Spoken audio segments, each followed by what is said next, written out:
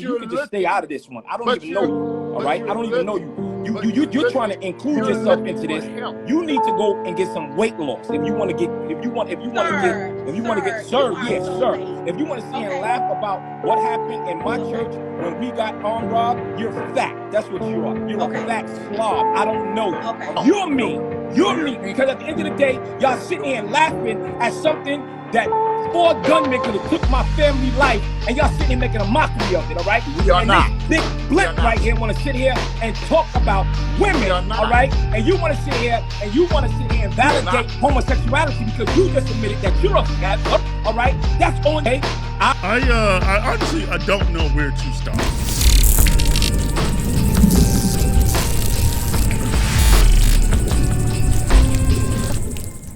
All right, so I was debating, to be honest, talking about this because I just feel like as a Christian YouTuber, I feel like there's certain things, a pastor getting robbed on a live stream at church. It's like, Christian YouTube is like, oh, this is like a steak dinner. And so I don't know. I was like, I feel like so many people have already said so much about it. Well, am I just saying it? Just you know what I mean? I don't know. Maybe you don't. But anyway, the more that I just begin to watch videos on it and think about it, the more that 2 things really, really bothered me. And I just wanted to have this discussion with you guys, see your thoughts. Let me know your thoughts in the comment section. Let's continue this conversation because it's interesting times that we lived in. But to get everybody caught up, for those who don't know, Bishop Whitehead is a pastor out of New York. During his live stream, he was robbed live on the live stream for all the people to see. It's absolutely crazy. How many of you have lost your faith because you saw somebody else die what you about to go through? Yo. All right. All right. Yo, all right.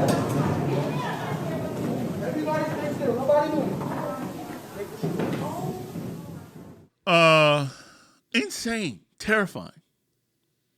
One, to be robbed on live stream, and then afterwards, you know what I'm saying? It hits the news, it hits the blogs, and it's everywhere.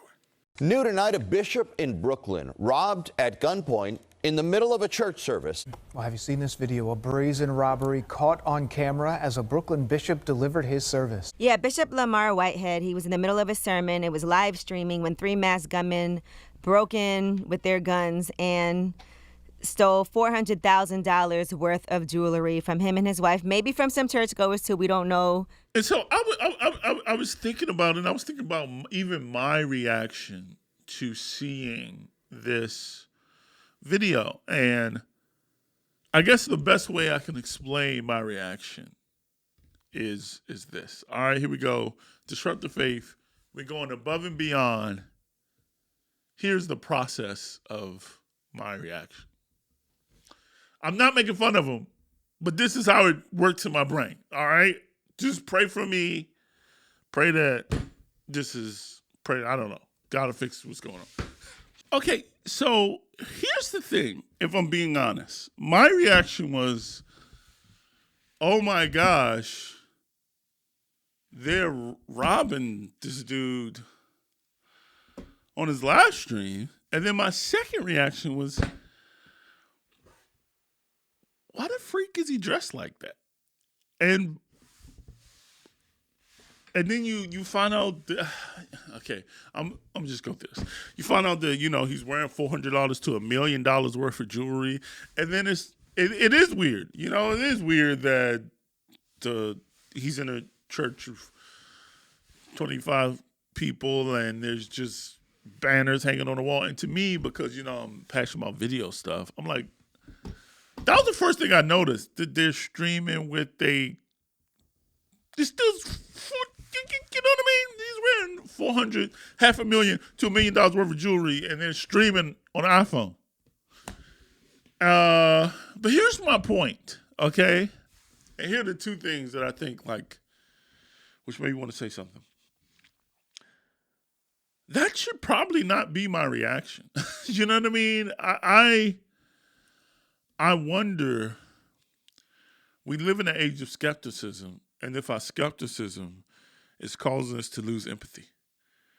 And as Christians, I think it gets in particularly tricky because we mix skepticism with discernment.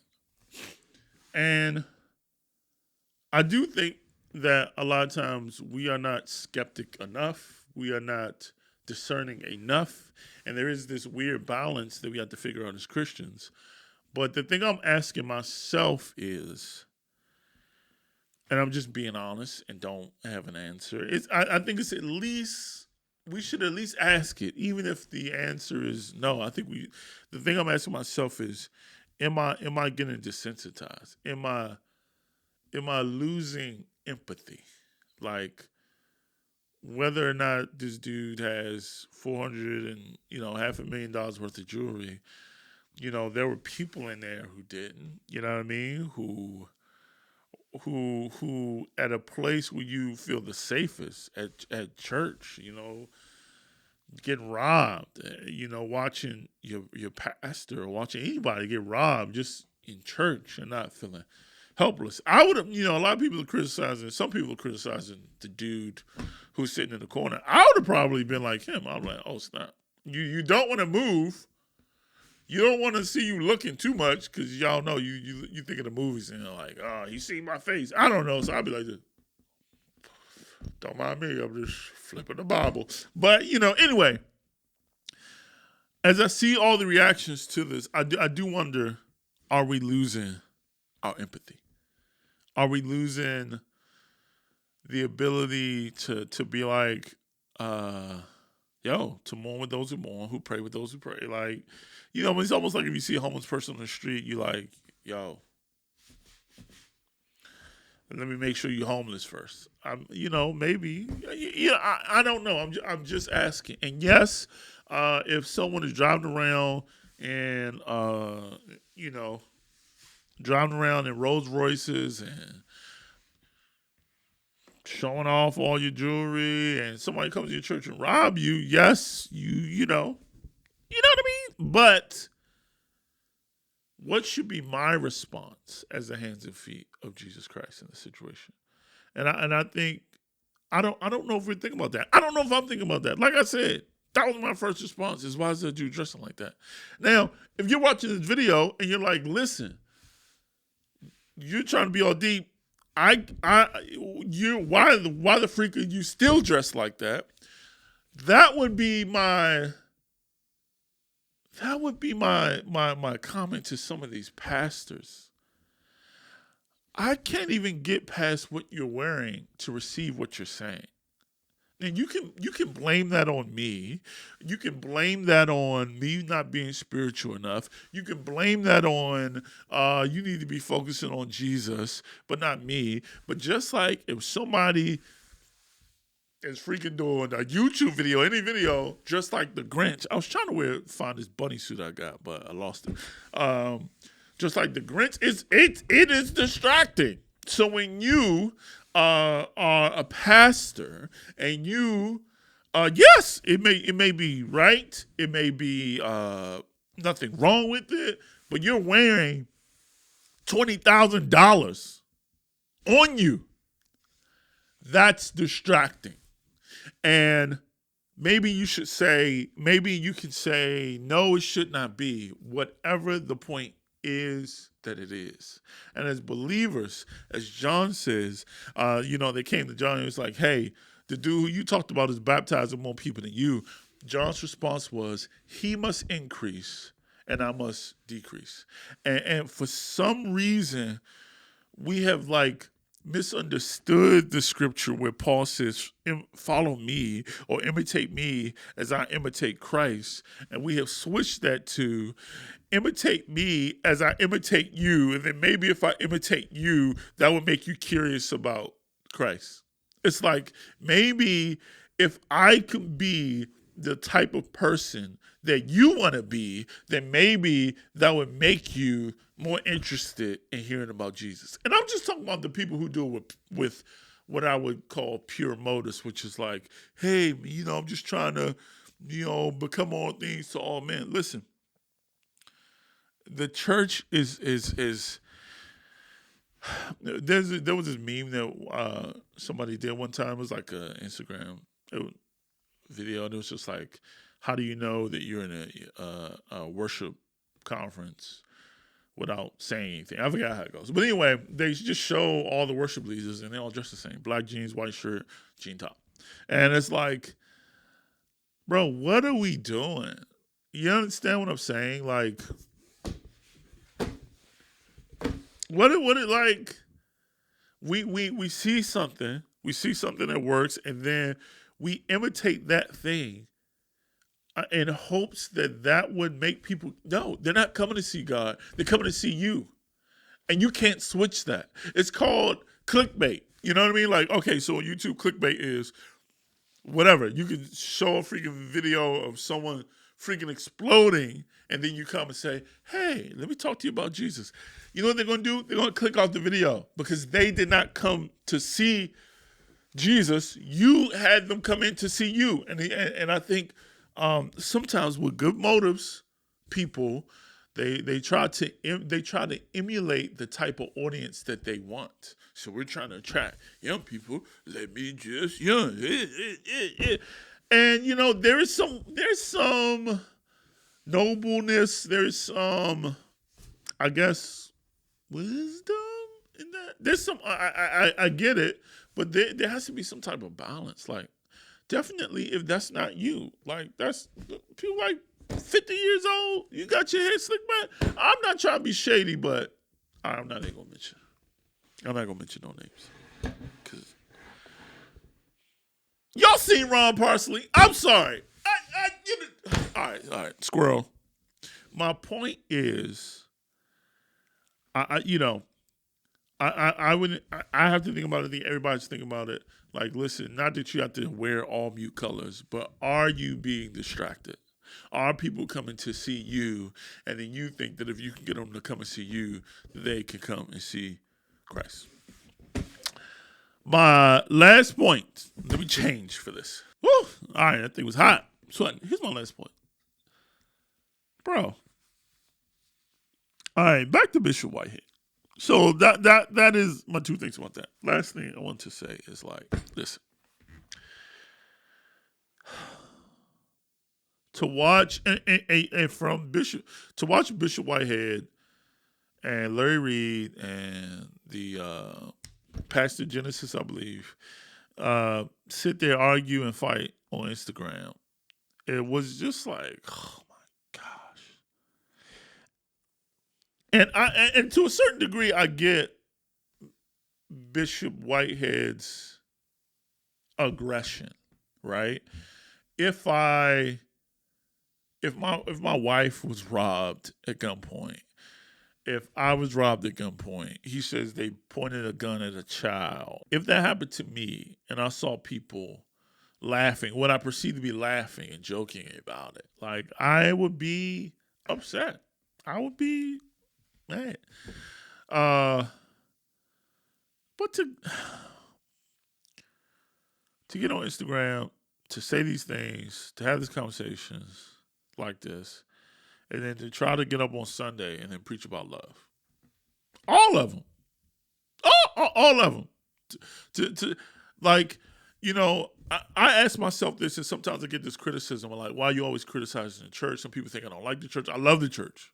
I mean, but here's the thing.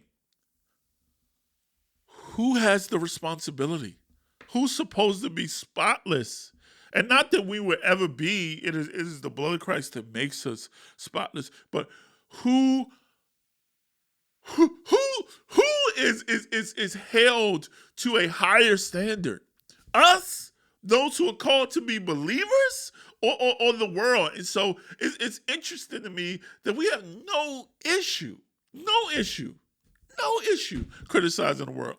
It's what a fair amount of Christians spend most of the time doing. Criticize, oh, you in the world, oh, that's wrong. You know it's wrong. You know you go to hell. These people do not serve God.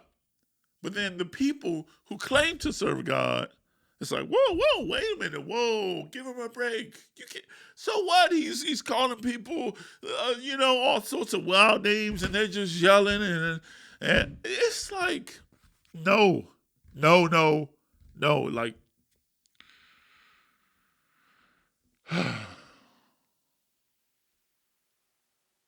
I'm telling you, I'm not claiming to be the most righteous or to have it down. What I'm trying to say is like, bro, Jesus really is coming back. He really is. Whether what that looks like, pre-tribulation, post-tribulation, whatever. The general consensus is he is coming back. And the question that he asked a lot of times is when he comes back, what will he find? He gives the parable of the servant that is mistreating the other servants. He goes through these things and he says, when the Son of Man comes, what will he find? Like, and I could say, freak them. I'm just going to pretend like, no, I don't got it together. I'm saying, we all need to come together and we need to be concerned about when Jesus comes back, what would he find us doing? And is what we're doing what he wants? And not just that conversation. Like, come on, man. Churches are buck wild. Buck wild. And it's no mystery why people don't trust Jesus, because they don't trust you and you claim to represent him. You understand that? You understand that? Like, we claim to be the hands and feet of Jesus Christ. And it's not that nobody's perfect. No. We are jacked up. Well, the church is for jacked up. No, yes, but if you had a lot of times we use an example, the church is a hospital. It's no. If you had a hospital that the freaking patients were running the hospital, people with freaking I don't know, all types of diseases was freaking throwing food at other people with diseases. You can't say, oh, well, listen, this is a hospital. This is where you get. No, I'm not going to that hospital. And that's what's happening. Like, we're supposed to be the hands and feet of Jesus. People are looking at us like, why the freak why would I go there? You know what I mean? Like, why would I go there? And I'm just saying, guys, like, listen. I believe in the grace of God. I believe God is merciful. God is kind. He is loving. He died on the cross for our sins. But he's also terrifying. And I don't know if we think about that a lot. Listen, he made hell. I don't know if he's done. Listen, I'm about to get some blasphemous thing, but I'm just being honest. I don't know if he's done making stuff. I don't like. We know that he loves the church. He cares about the church. He is. I don't want him to find this. You know what I mean? It's like when you know your parents love you, but you and all your brothers and sisters just been peeing on the house and throwing food everywhere. Yes, they love you. Your parents love you, but when they come home and they see what you did to the house, you know it's going to be like, you know something going to happen. So, anyway, that goes into all sorts of other things that people were arguing me about. I'm just saying, listen, stay in your word. spend the rest of your days trying to do two things: loving God with all your heart and loving your neighbor as yourself. Spend all you got, spend all your money, spend all your resources, spend all your time, spend all your energy trying to figure out how to do those two things the best way possible, and a way that honors God, in a way that makes him happy. Everything else is secondary. And we think we know what it means to love God. Think again. Spend all your days thinking. We think we know what it means to love our neighbor. No, think again. Spend all your days thinking, because that's the only thing that matters. He left us 2 commandments, and we're like, no, freak that. I want to do this. But anyway, something to think about. I love you guys. Let's continue these conversations. Praying for Bishop Whitehead. I feel like this is not over. I feel like it's going to get worse. I mean, this dude was just on CNN earlier that day, and then he goes on Larry Reid and calls Larry Reid the F word and talks about the young lady's weight. Like, dude, CNN was already doing him dirty. I mean, this dude's just gonna get fried. I don't know what to say. And then I don't. Listen, bless the Lord. Spend your time trying to figure out those two things. Love you guys. Check out these 2 videos. Listen, you want to know the truth? A lot of people did not see this video because its thumbnail is hideous. So YouTube is like, I'm not going to show this video to anybody. But check out this video. I couldn't think of how to do thumbnails, so that's what I got. YouTube was like, freak it. So check this video out. Let's continue this conversation as well and more. Love you guys. Peace and blessings out.